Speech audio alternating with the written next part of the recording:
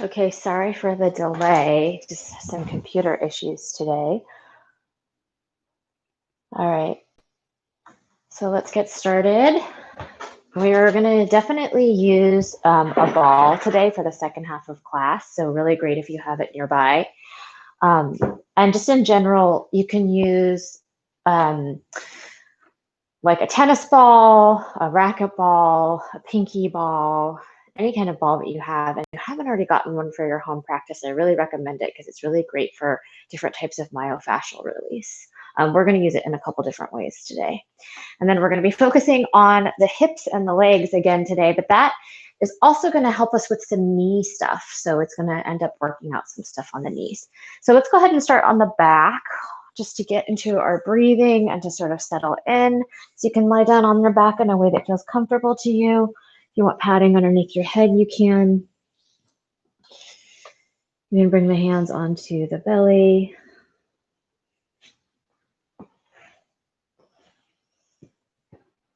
And then just start to arrive. Take a couple of breaths, feeling your back along the floor.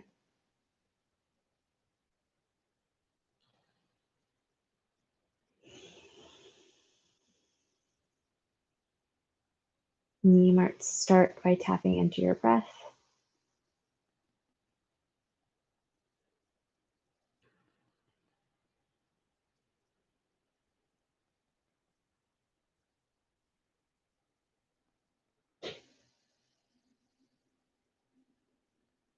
And as you do that, maybe you notice where you might be holding on and what places of tension you can let go of.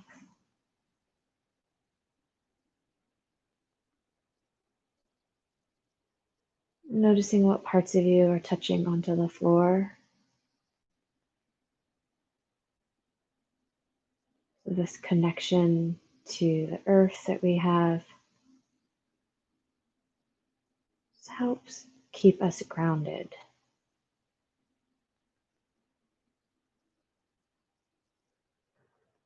Even laying on the actual earth, right? Laying on the dirt when we lay in grass and lay outside, that connection resets on a molecular level, right? It helps our free radicals in the body, if you're familiar with that at all. So even if you're not laying directly on the earth, just taking that as a metaphor of how we sort of reset our nervous system.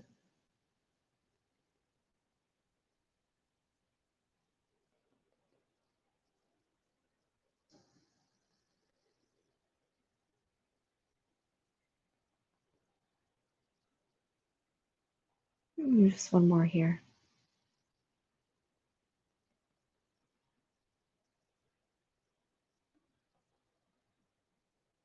All right, I'm going to go ahead and draw my right knee in towards my chest and just let that knee be a little soft. And then I'm going to let my knee open out to the side, and you can hold on to it or not, but you're trying not to let your thigh go away from you. So we're going to keep the thigh somewhat close. And then I'm going to take my right shin and my right foot, and I'm just going to circle it in towards the center line of my mat and then circle it away. And so we're trying to get into the inner thigh muscles here. So take this nice and slow. Let the thigh bone be really close to you. And it's not about circling the ankle. It's about circling the entire shin in space and really letting the knee bend super, super deeply. And that's what's going to give you the connection into the inner thighs here. We'll just take that one more time. And then let it come down. And then I'm going to draw my left knee in towards the chest. Again, I'm going to keep my left knee really close in towards the chest. I'm not going to let it float away from me. I'm going to really let it drop in. And then I'm going to let the knee come out to the side just a couple of inches. And then I'm going to take that shin and that foot and the whole shin and foot, and I'm rotating it around so that I start to drop the heel down and then draw it inwards, finding the inner thigh muscles. And I find for me that going slower actually helps me really activate them. When I go too fast, my psoas and my upper parts of my leg try to take over. So the upper part of my leg, my thigh bone, is moving. It's rotating a little bit. in response to the shin being circled. All right. And then when you're ready, you can let that down. I'm going to reach my arms up overhead and just take a stretch. And then I'm going to bring myself over onto a side. I'm going to roll onto my left side. So my right leg is on top. You can do whatever side feels right to you, but if it's easier to be on the same side. I'm going to take a block for this. You don't have to use a block, but sometimes it's nice just to have a block for a little proprioception so you have a sense of where your body is in space. And if you want to have padding for underneath your head, you can. We're going to bend the knees here. We're going to stack the feet on top of one another. And then you can just start with just some real easy lifts of the knee. So I'm going to keep my feet together for this one. I'm going to lift my knee up and then just lower it down. Now I'm trying to get into some of the smaller muscles inside of the back of the hip. If you have piriformis syndrome, you want to be really careful about doing this one because it might be actually a little bit too much for you. You might already have plenty of tightness back in here. Or you may find that if you have piriformis syndrome, that you need to actually tighten the muscle up a little bit. It might be a little overstretched. So I'm just going to do a handful of these just to sort of access these muscles back here. I'm thinking about the leg falling back towards the hip as I lift. So I really get the sense that the lift is coming from the back of the buttocks you could think of. Okay. And then I'm going to go ahead and lengthen my leg down. And I have that block there to kind of remind me to not let the foot go down too far. So I'm trying to keep my foot in line with my hip socket. So I'm sort of, it's parallel to the floor, I would say. And then from here, I'm going to draw the knee in towards the chest, but still hold it parallel to the floor. So it's floating up off the floor. I'm not dropping it down, but I'm drawing it in. And then I'm just going to do that again. I'm going to lengthen it down nice and long so that it's parallel to the floor.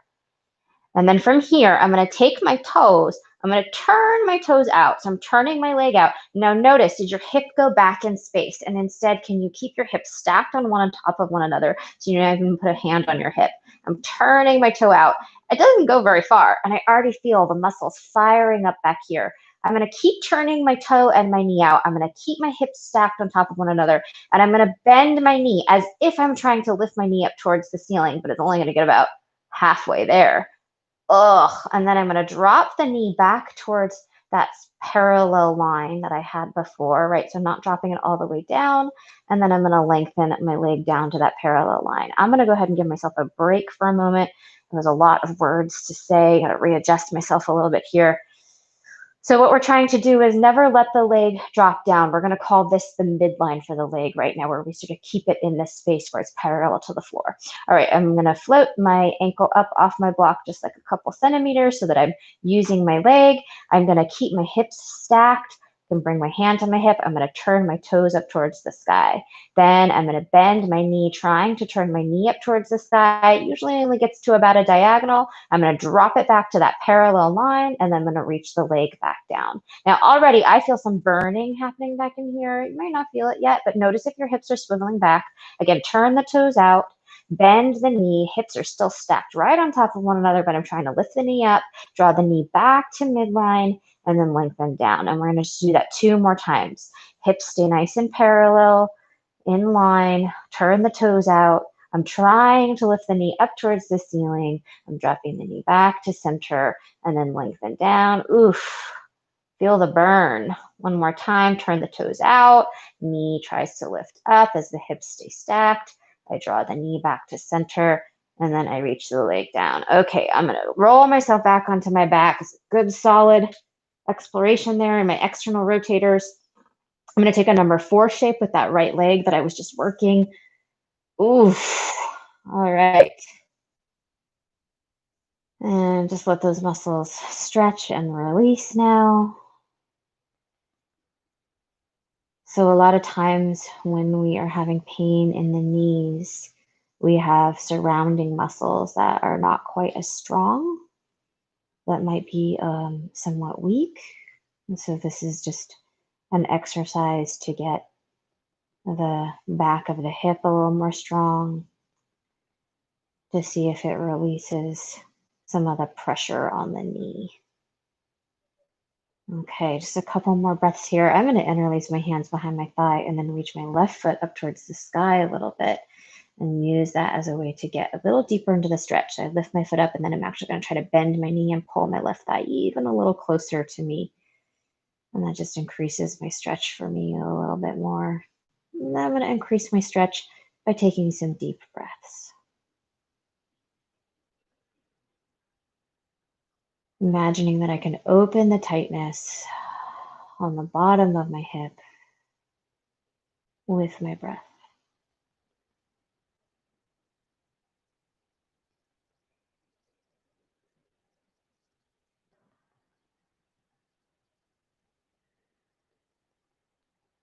All right, when you're ready, you can just come to the other side. You could just roll over to the other side, or if you want to face towards the screen, you can flip yourself around.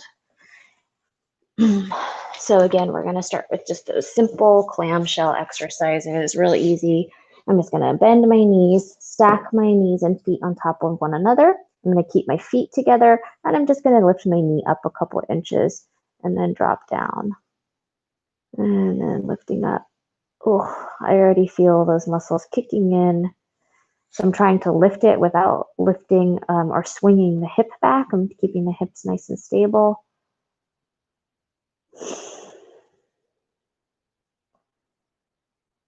About 5 or so of those. Oh. All right, just to feel that nice long leg, I'm going to lower the leg down. I like to keep my block on the middle height. Lowering the leg down so that it's in line with my hip socket. And then I'm going to bend the knee forward and into the chest, keeping it in that line. So I just have a sense of where that line is. I'm not going to let it drop down from there. I'm going to lengthen that leg down again. I'm going to keep my hips nice and stacked. I'm not going to roll my hip back at all. I'm going to turn my toes out. So I'm getting right into those hip muscles. Then I'm going to bend my knee up towards the sky, but not letting the hip go back. Drop back to the midline of the leg, and then lengthen the leg down again. And then again, turning the toes out, keeping the hips stacked as I'm trying to lift the knee up towards the sky, dropping the knee back in line with my hip, and then lengthening down. I'll do about 3 more of those, turning the toes out, hips stay in line with one another, lifting the knee, still stacking the hips, drop the knee back in line, and then reach the leg long. And 2 more, turning out, bending the knee. If you're not feeling anything, the main thing that I see people do when they do this is they roll the hip back. So they just kind of like fall back. And so really keep your hips stacked if you're not feeling it. All right, 1 more. Toes turn out, knee bends as the knee tries to go up, and then knee goes back to center, and then lengthening down. All right, rolling back onto the back, finding a number 4 shape for those muscles that we just worked. Oh.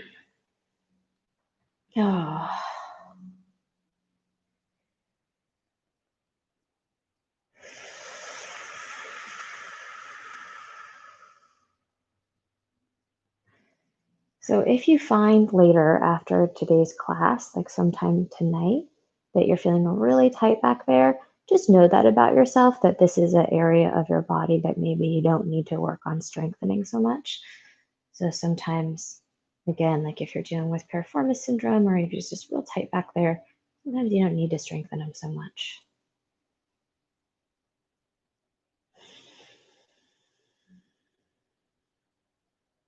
All right, I'm going to interlace my hands behind my thigh. Do that if you haven't already. I'm going to lift my right foot up towards the sky.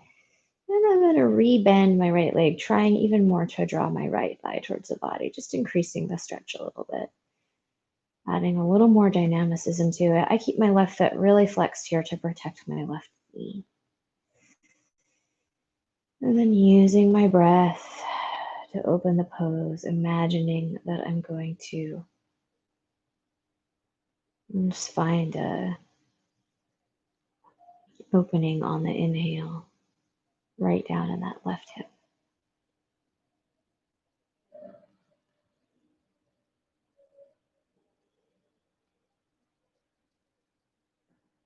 All right, when you're ready, you can draw your knees back in towards your chest. I'm going to give myself a couple rocks up and down the spine to come back up to sit. So if you want to take something else, if it's not comfortable to rock up and down your spine, you can. I'm just gonna rock up and down. That kind of just helps me find the core a little bit as I come up to balance for a moment, keeping the knees in towards the chest. Navasana or boat pose. Just getting a little bit of support from the front body. All right, we're gonna flip over onto hands and knees.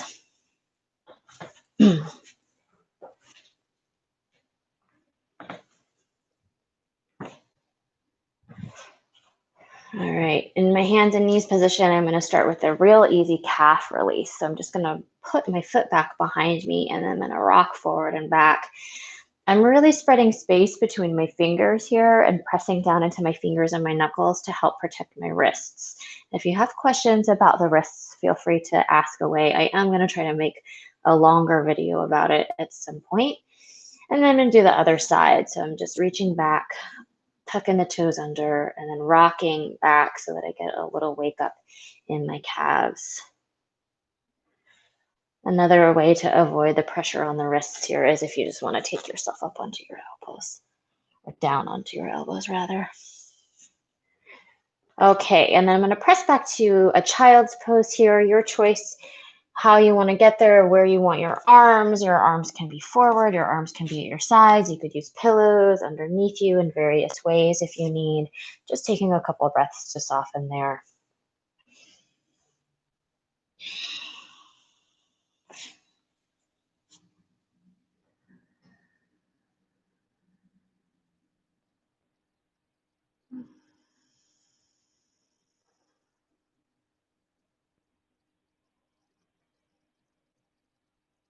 All right, I'm going to draw myself forward. I'll back onto my, make sure that my shoulders are over my hands. I'm going to flip my back foot up off the floor. Now, with my back foot floating up, I'm trying to lift my front body towards my back body. So I'm not sinking into a back bend, right? I'm going to find my core. So we tend to think that higher is better, right? It's a way that we are trained, but nope, not in this position. Higher is not better. It's better to have the foot at hip height or a little lower and then activate through the belly. Then from here, I'm going to keep my thigh bone where it is, but I'm going to bend my back knee. So I'm getting into my hamstrings a little bit. I'm going to drop my knee down an inch. I'm going to find my glute. So I'm going to squeeze through my tush, basically. Right? I'm not great. I'm not sure how to say it, but you just got to squeeze your butt here. So you're just finding these little squeezes. I'm on number 3. You might be going faster than me. Ugh, 2 more. And just finding that glute. Yes. Okay, I'm going to lengthen that leg. We'll come into gate pose. I'm going to spin my back heel down. I've still got support with my left hand under my left shoulder. I'm going to reach my right arm out. I'm reaching my right arm up towards the sky. And then I'm just going to pay attention to my legs here. How am I using them to support me? How does your back foot support you? The entire bottom of the foot, maybe the arch lifting, but trying not to neglect that back leg. And then spread your fingertips nice and wide. So keep pressing down into your fingers and your knuckles to protect your bottom hand. Take another inhale here, and then we can exhale and lower down. I'm going to take a child's pose just to give my left wrist a little release. And if you want to, you could also do like a little flexion back and forth with your wrists, like a little something to just let the wrists go.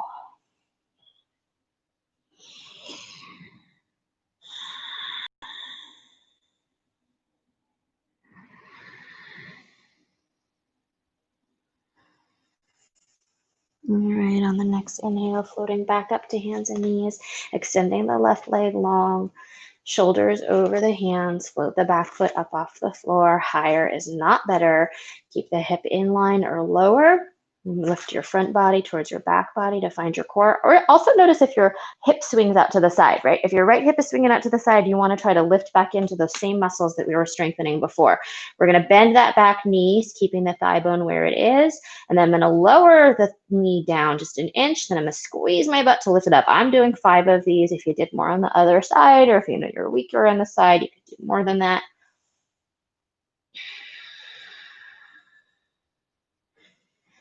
Ooh, it's really getting those muscles active.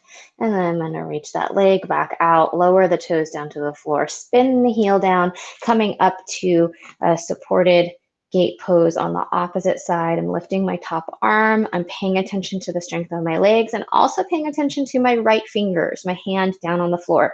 You gotta really spread the fingers wide and press down into the fingers to help protect the wrist.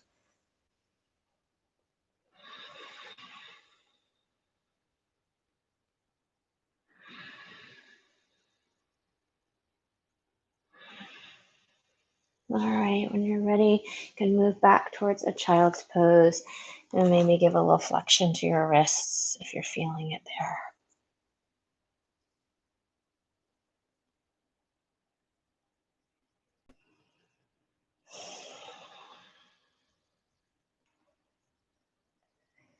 We're going to come to stand in the next 5 to 7 breaths. So you could do that by taking a downward facing dog, or you could just come right up to stand and maybe take a stretch hanging over the legs, whatever works for your practice today. I'm trying to get into teaching less and less with downward facing dog for people that are not taking pressure on the wrists and the hands, as well as inverting the head.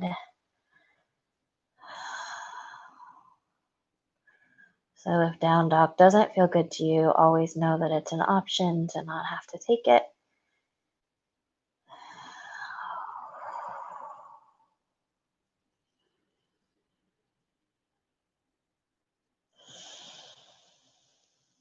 We'll meet at standing in about 3 more breaths.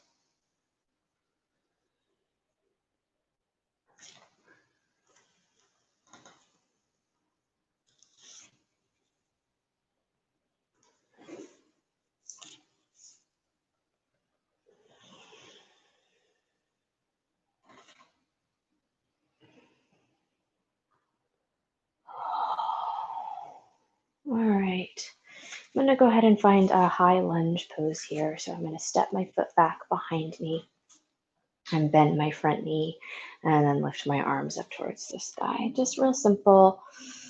And then I'm going to imagine that from my waist below, it's like I'm the roots of a tree and I'm grounding down. And then that way from the waist above, my tree can just grow upwards towards the sky. So the torso is like the trunk of the tree, real strong. The arms are like the branches, even the top of the head, like branches or leaves. Oh.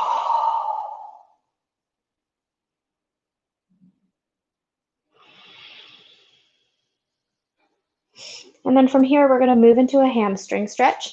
You could use blocks under your hands and straighten your front leg. If that's not feeling good to you today and you're working with a chair, you could have your chair up on, your foot up on the chair.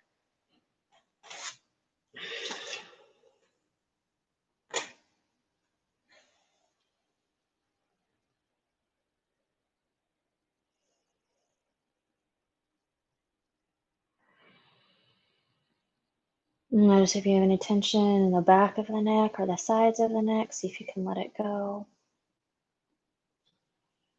The leg doesn't have to be all the way straight. It could be moving or working towards straight. All right, we're going to move towards a modified warrior 3. So you might be using blocks under your hands and walk the blocks forward. You could also use a chair in front of you. I'm going to rock my weight forward onto my right foot. I'm going to really think about what I thought about when I was on my hands and my knees, which is lifting my front body towards my back body. I'm going to lift my back leg up, and then I'm going to bend my knees. I'm going to reach out through my legs again, lift my back leg out and up, and then bend through my knees. And then one more time. Really, that idea, higher is not necessarily better here. We want to let the front body support us. And then I'm going to bend my knees. This time I'm going to step my left foot down. I'm going to come back up to stand. I'm going to inhale and reach my arms out and up. And then exhale, pressing the palms together in front of the heart. We're going to lift the right knee up, the leg that you were just standing on, and find a number 4 shape again. So cross the ankle over, and then this time bending the supporting leg. Since we're doing the standing version, you could use the chair in front of you. You could use blocks in front of you. You could hold balance here by pressing the palms together, just finding what works for you to get some opening on the back of that hip.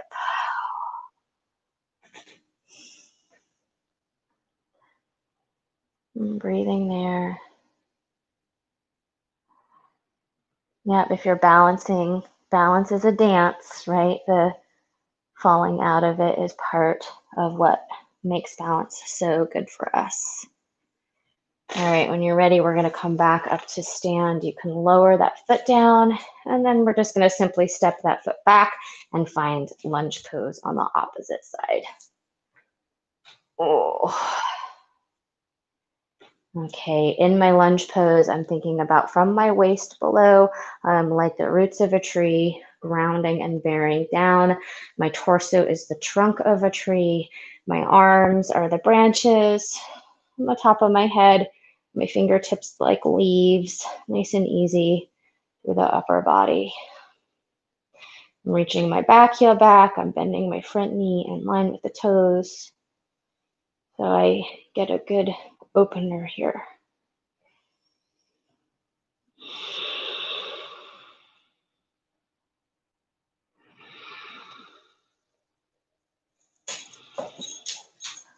All right, I'm going to move myself into a hamstring stretch. And that could be hands down on the floor, on blocks, or foot on the chair. Hey, sweetheart, how you doing?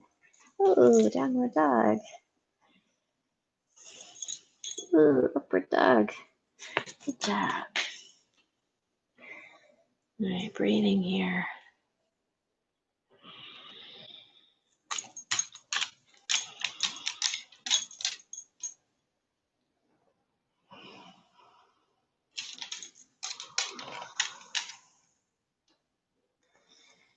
All right, we're gonna softly bend the front knee, transition the hands forward at whatever level feels right for your warrior three. I'm gonna float my back foot off the floor. Higher is not better.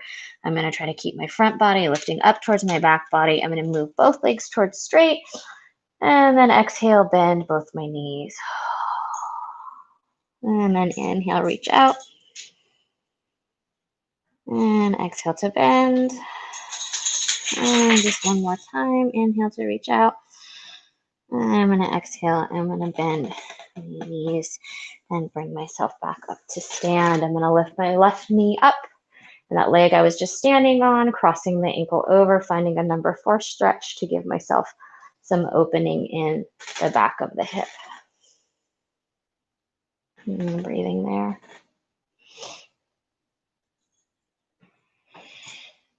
All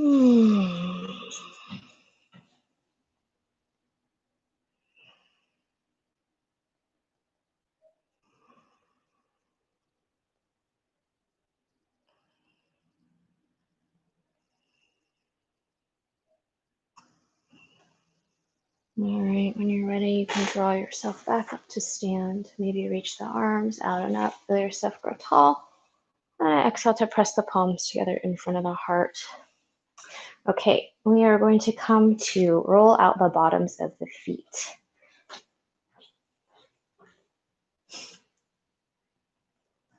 So we did this a little bit last time.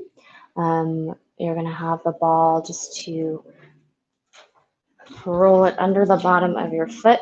And so we're gonna start the same way that we did last time, which is just moving it forward and back underneath the foot. We have a Papuji joining us today. She doesn't come to class every day, but here she is. So I'll admit today I was going to teach a really slow, kind of luxurious class, mostly rolling and stretching, but I yelled at one of my neighbors.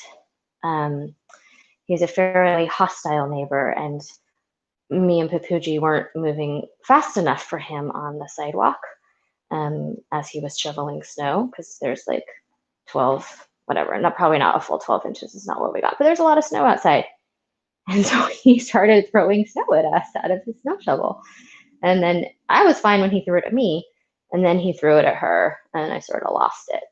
So when you're ready, trade to the other side.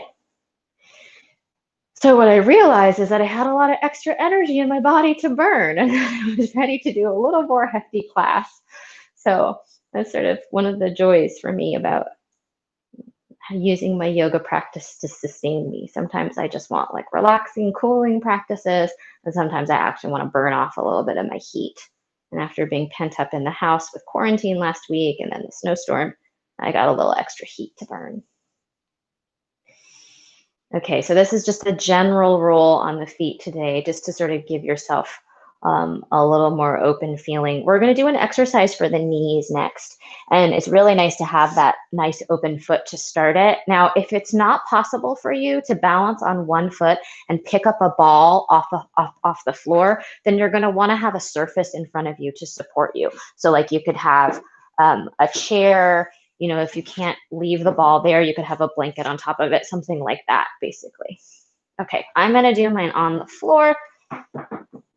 This is gonna sort of mimic a warrior three, but it's really an exercise to really get the knee tracking. And maybe I'll actually start it facing towards the screen. It probably will be easier to see. So I'm gonna start with the ball a couple of feet away from me. I'm going to come to stand. I'm just going to connect with my midline, just being sure that I'm standing up nice and tall. I'm going to lift my right foot up off the floor. Just lift my right knee up. I'm finding a little balance. It's okay if the foot has to tap down. And I'm going to lift my right arm up. And I'm thinking about my spine being nice and long and just elongated. And then I'm going to reach down to pick up that ball. I'm going to keep my spine elongated. I'm going to reach my right foot back behind me, just like as if you were going to come to warrior three pose. But again, higher is not better on the back foot. So it's okay for it to be low. I'm going to try to pick up the ball, keeping my spine long, letting my knee track in line with my toes. And then I'm going to stand myself right back up with the right knee up. I'm going to roll that right hand back. I'm going to reach it back behind me just to feel that open chest. And then I'm going to switch the ball into my left hand, bring my right hand onto my right hip.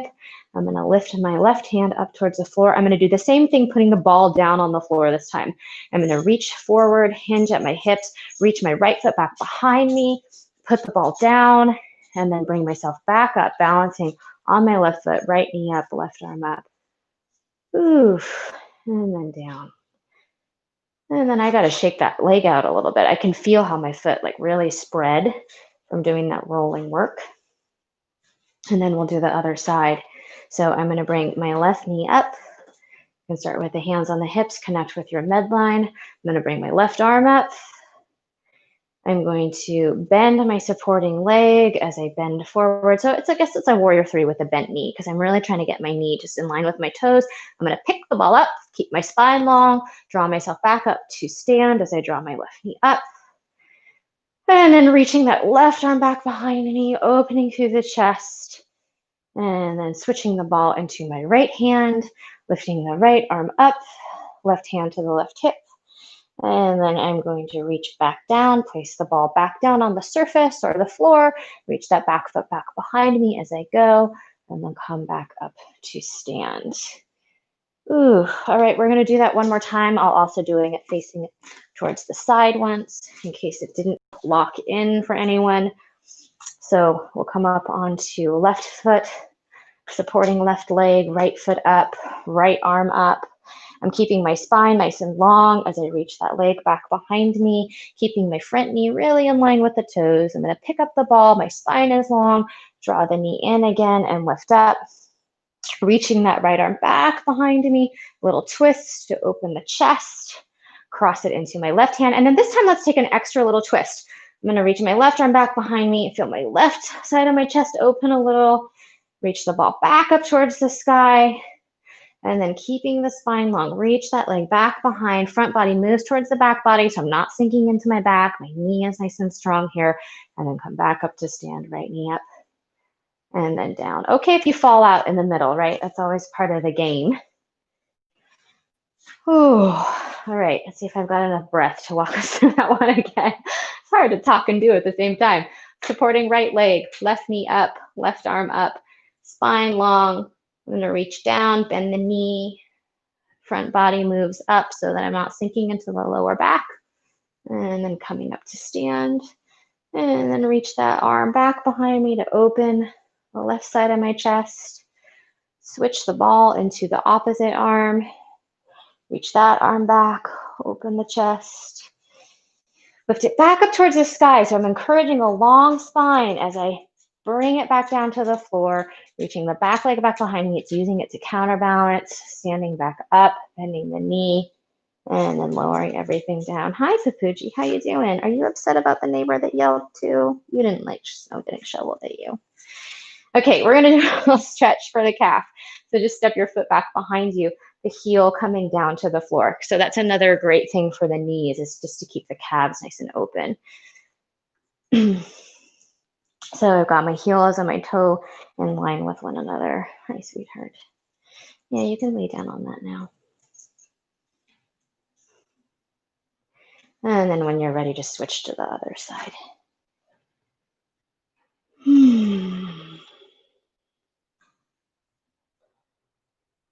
It's a good solid leg work today.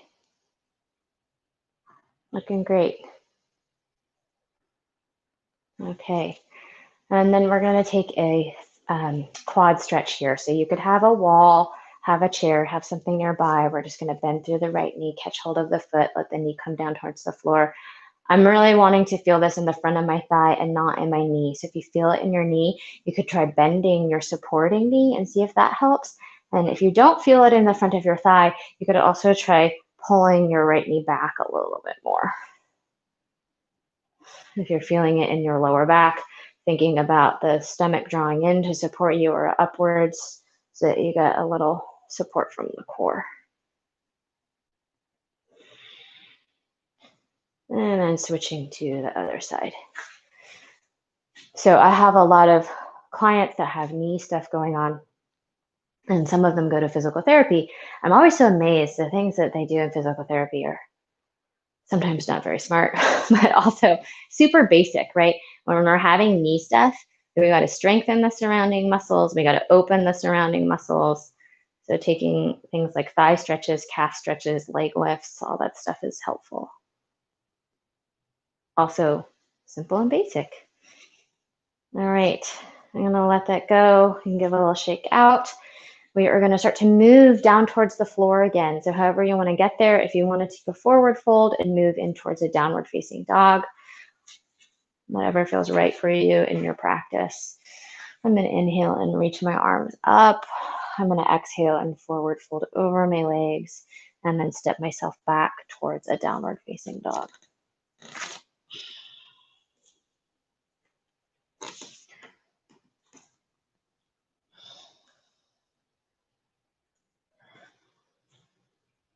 If you're not taking downward facing dog, you could rest in child's pose or rest on your back. I'll take about 4 or 5 more breaths here.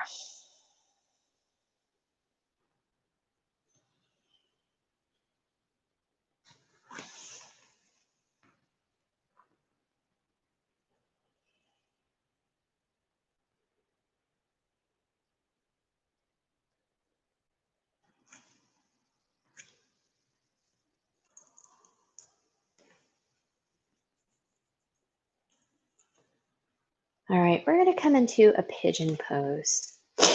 So we're going to start with the right leg. So if you want to lift your right leg up into a down dog split, you can. So pigeon pose, we're going to draw the knee forward like it's coming to the wrist, and then we're going to let that right foot unfold underneath us. Now, you want to make sure that you can keep your little hips a little bit square here. You don't want to be falling out. So if you feel like you're falling out, go ahead and put some padding underneath your right hip.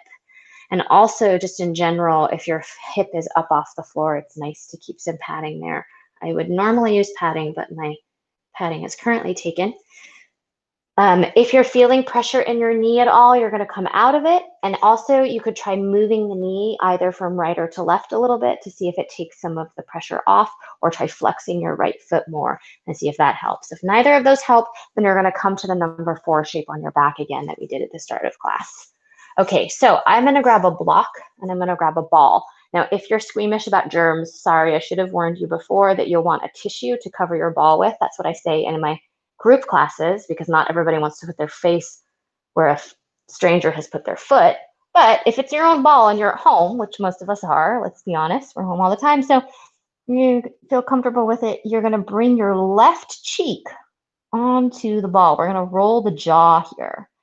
Now notice I've got the block underneath my ball so that I lift it up to meet me so that I'm not collapsing down, and I'm not going to let my neck collapse here. So if you take a look up here, I'm not doing this, right? I'm still thinking about a string going out the top of my head. So there's a little bit of energy in the spine, but I can get that ball right underneath my jaw and then just start to roll the jaw out. talking to my voice teacher recently. There's all this stuff about the connection in the tension between the jaw and between the hip, including that they develop at a similar time and together, connected as an embryo. And so there's this connection between the fascial layers or the tissue layers between the hip and the jaw. So I've always just loved getting a little jaw release here.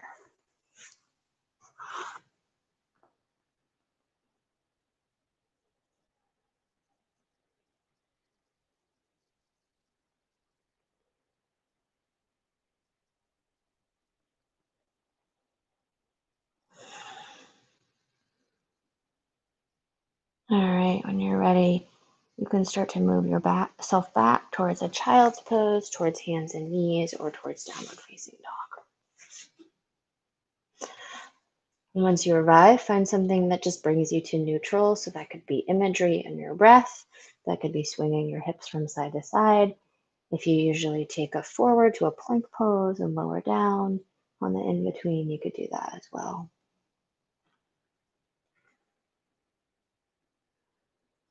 We're going to meet with the left side pigeon pose. If you took a down dog split and lifted your left leg up, you can. I'm going to draw the left knee towards the back of the left wrist. I'm going to let my foot unfold underneath me, so move towards the right. And then again, you got to figure out how to get comfortable here. So you got to kind of work your way around, figure out where your knee is most comfortable. It's totally fine to be tighter on one side than the other. So you might find that you need more padding on this side than the other side. My back leg is nice and long.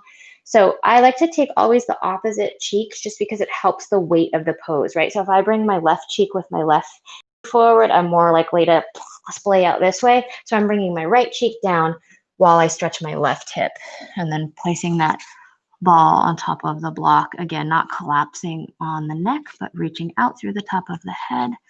Hopefully you can still hear me. It's very strange to do this with an earpiece in.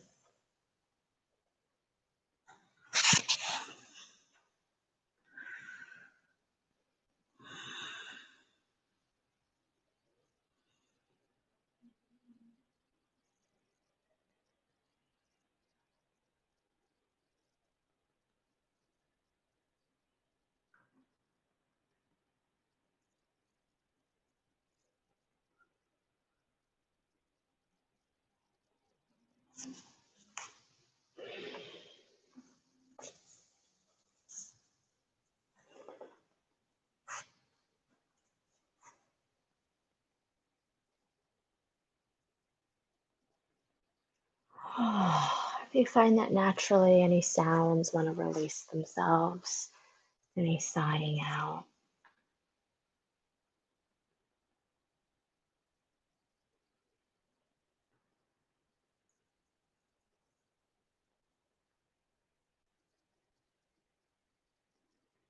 And then when you're ready, drawing yourself back to a neutralizing pose. If you're working on your back in number 4 shape, that could be knees into the chest.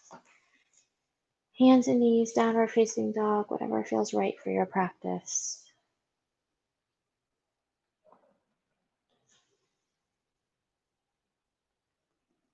All right. We're going to come to sit with the legs in front of us. We're going to do a little rolling work on the back of the legs. So I'm going to start on the back of my hamstrings. So we've done this a couple times before, but so you want to be sitting on your sits bones, right? You don't want to be lifted up on the ball. You want to be actually sitting on the ground. But with my knee bent, I'm going to stick the ball really close up there so that I'm at the end of my hamstring, and then I'm going to lengthen that leg. So again, I'm not sitting right on top of it. It's still on my leg, not on my sits bone. And I'm going to bend my left knee. And then here's the trick about this. You got to get your weight forward. So people say to me all the time, oh, I don't feel it. I don't feel anything. But you really got to get your torso forward. So that could mean opening a wider foot. That could mean using blocks under your hands to get yourself forward. But then, oh, I can see that you feel it. Yeah, you'll know when you hit it. It's like a jackpot. It's like a gold mine in there, right? So getting into the back of the leg. I'm just moving from side to side on it, being real gentle. I get some clicks up here just because around my attachments, I have some scar tissue and some stuff from hamstring injury. So if you feel some clicking, that's okay. Don't move too deeply into it, but you can roll from side to side. About now, we're going to go ahead and just head down to the middle of the muscle. You can stop along the way, so you can just be drawing it down the leg and then just kind of figure out what works for you. Everybody's going to have a different spot where they feel tight. And the belly of the muscle, sometimes it can feel good to go from side to side. Sometimes it can feel good just to sort of sit, let your weight go forward a little bit and feel the pressure on the back of the hamstring. And that can often release it as well. And then I'm going to move down yet again. Sorry, we have to move through this so quickly. I always want more time for rolling every time I end up doing it. All right, so you can move as far as above the knee. We're not going to do the back of the knee, but figure out what works for you. Like for me, there's a spot that's not quite above the knee. It's not quite at the middle of the muscle. That really is where I feel it. And so I want to pitch my weight forward here. You might even take just like a little forward bend on it. That can be, I mean, it's helpful. And we'll spend just about 15 more seconds here.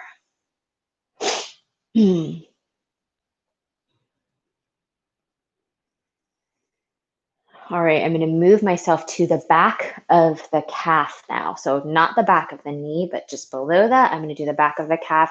You might find that you have quite enough information here. This one, it's okay to rock back and use your hands. You can kind of rock and roll all around it. If you don't feel so much, try taking your left leg and crossing your left shin over your right shin. That's going to add some weight onto it. And then we're going to take about a minute just to roll down the back of that shin. I can see that you feel it. You're in your own home. Feel free to make some noise.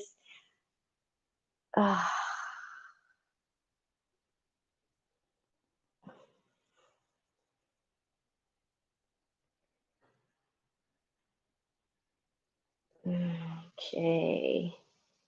If you find any spot that's particularly tight, you could stay on it. We're just going to take about 15 to 20 more seconds. Oof, I found my electrical socket. Everybody's got one. Nice source of energy in the legs there. Oof. Okay, when you're ready, you can scoot yourself forward. We're going to take the other side. I'll flip around just so that you can see it a little better. I'm going to start on the back of the left leg. I'm sitting on the floor. I'm going to bring the ball up to the back of my leg, and then I'm going to lengthen it down. And then again, I got to get my weight forward. So if that means having a wider foot or using blocks under your hands, you're going to pitch your weight forward to roll from side to side and roll around on the top of that hamstring. As I get older, I get more and more clicks, more and more attachments. Wow, can you guys hear that? Let's see if I can put my camera on there. Of course, it's not making it now. Oh, there it is. It's the cartilage and tissue. I wish it's not cartilage, but okay. When you're ready, move to the belly of the leg, belly of the muscle, middle of the leg.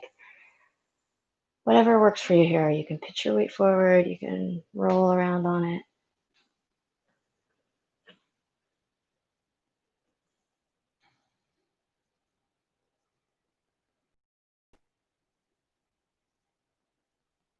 And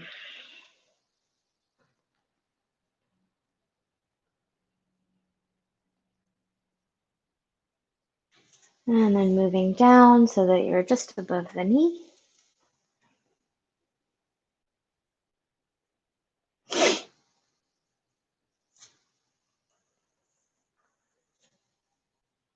Maybe pitching the weight forward or figuring out where you want to put pressure. Not putting pressure on the knee, but you can put pressure on the thigh is fine.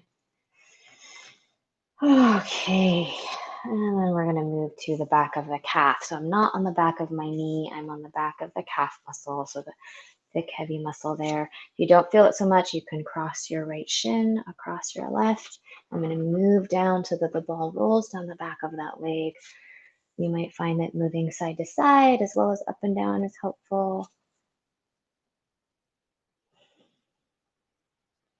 I'm just getting kind of a general tissue release on the back of the calf muscles. Oh.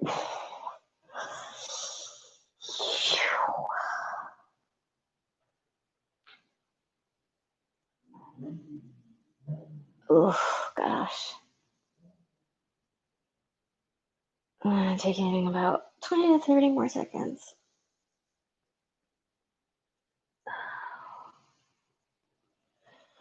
Now, what I find doing this work, especially in the legs, is that my shoulders can get really tense. So we're going to come in a couple minutes to lie with the legs up the wall, and we'll do a little shoulder opening there. So you can start to move that way in about the next 10 to 15 seconds. If you don't have a wall nearby that's available for you to lie with your legs up the wall, you can use a chair too, right? And just bend your knees so that your shins are on the chair. Okay. When you're ready, you can come off of that. Move yourself towards your support, towards your chair, or towards the wall. If you're lying with the legs up the wall and you've ever done this before and you find it tricky, sometimes it's helpful to have a strap around the legs. So that's another option. What do you think, Papuji? Can I get my blanket back? No? Okay, I'll find another one.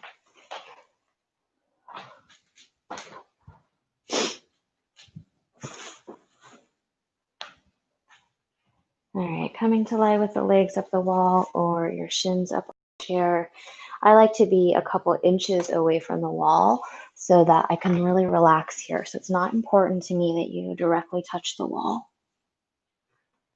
And then again, if you find that it's hard for your legs to really release here, go ahead and take a strap and loop the strap around your thighs. So that will help as you release your legs. We'll just have something to release into.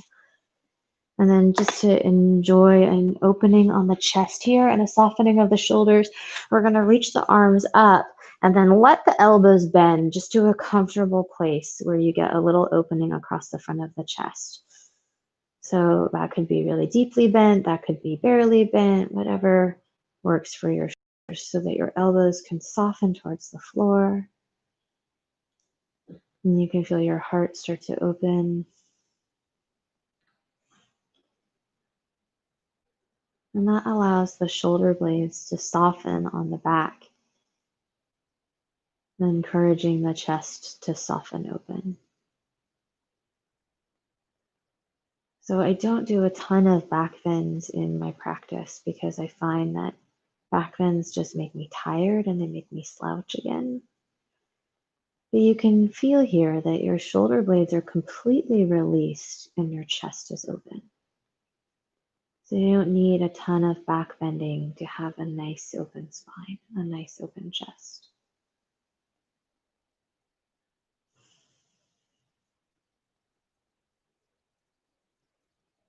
And I just invite you to imagine here that your shoulder blades are like smooth, heavy massage stones, those flat ones. And they just release towards the floor. So as the shoulder blades release, you have a little more opening for the heart, and a little more opening for the chest.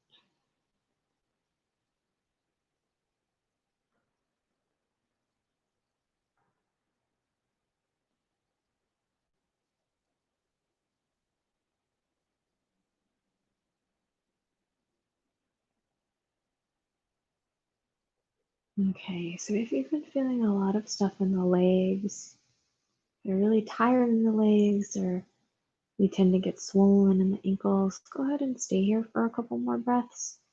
You tend to be a person that has more stuff in the torso, like in your back or your shoulders. Then we're going to take a twist here. So if you want to take a twist, you can bend your knees, bottoms of the feet onto the wall. I'm going to move my hips a few inches over towards the left, and I'm going to drop my feet down towards the baseboard on the right. So that means pretty far away from me. You don't have to be close. You can lengthen the legs out a little bit. So the knees are still bent, but they're not bent deeply. And then from here, I'm going to let my chin come towards the left shoulder. If your feet are touching all the way onto the wall, you might find that they offer a little bit of support for you to twist a little deeper. Giving you a little bit of feedback about letting your torso let go.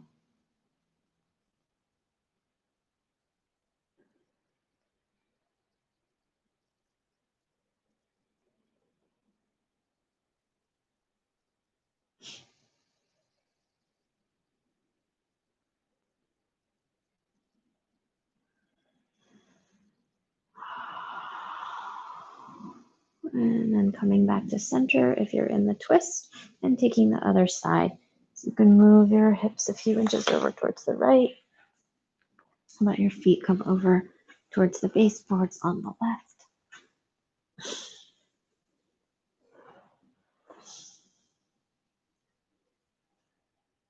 Letting your chin soften opposite direction from the knees.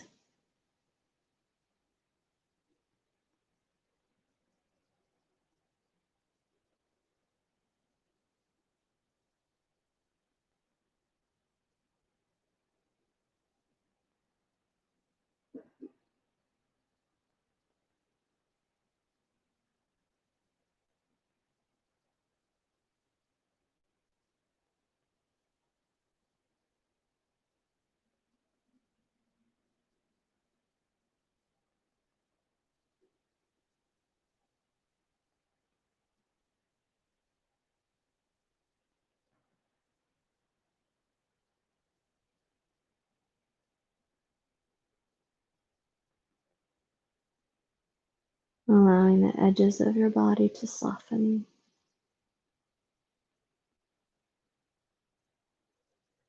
And then if you're in the twist, you can roll all the way onto your left side. And then we'll come up. Let's invite you to come up.